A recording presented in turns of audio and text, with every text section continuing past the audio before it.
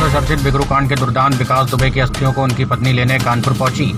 जहां विकास दुबे की पत्नी ऋचा दुबे की पत्नी ने अपने वकीलों के साथ भैरव घाट पहुंची और नियमावली का पालन करते हुए मोक्षदान से अपने पति की अस्थियां अपने सुपुर्द ली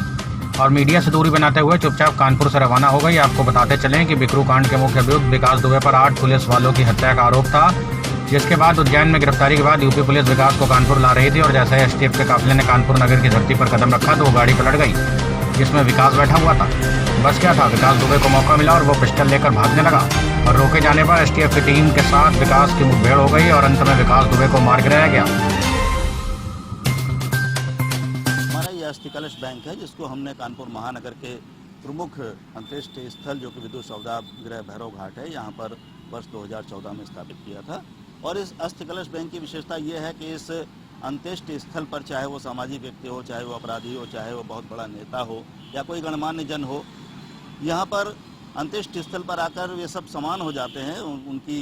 अंत्येष्टि होने के बाद उनमें कोई भेदभाव रह नहीं जाता है। तो हमारा जो अस्थि कलश बैंक है, यहाँ पर उनकी अस्थियाँ सुरक्षित रख दी जाती हैं और उनके परिजन जब चाहते हैं तब इन अस्थियों को ले जाकर अपनी परंपरा अनुसार उनको विभिन्न नदियों में या किन्हीं स्थानों पर उसको विसर्जित करते हैं। इसी क्रम में बिकरू कांड के प्रमुख अभियुक्त विकास दुबे, जिसको कि पुलिस एनकाउंटर में मार दिया गया था, उसका भी शवदाह इसी भैरव घाट के अंत्येष्टि स्थल पर हुआ था और उसकी अस्थियां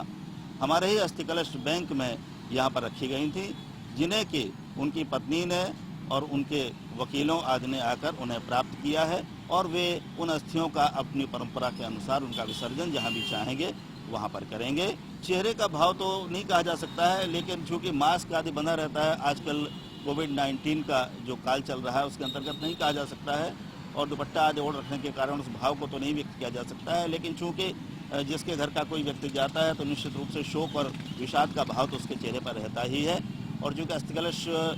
बैंक में जो कर्मचारी वहाँ पर हैं वे उन अस्थियों को देते हैं, इसलिए स्पष्ट रूप से देखा नहीं जा सका कि उन्होंने किस भाव के अंतर्गत उसको लिया है, लेकिन ये पूरे सम्मान के भाव से उनका पुत्र उन अस्थियों को लेकर गया और ये संभवतः हरिद्वार आदि में कहीं जाकर विसर्जित करेंगे, ऐसी संभावना है।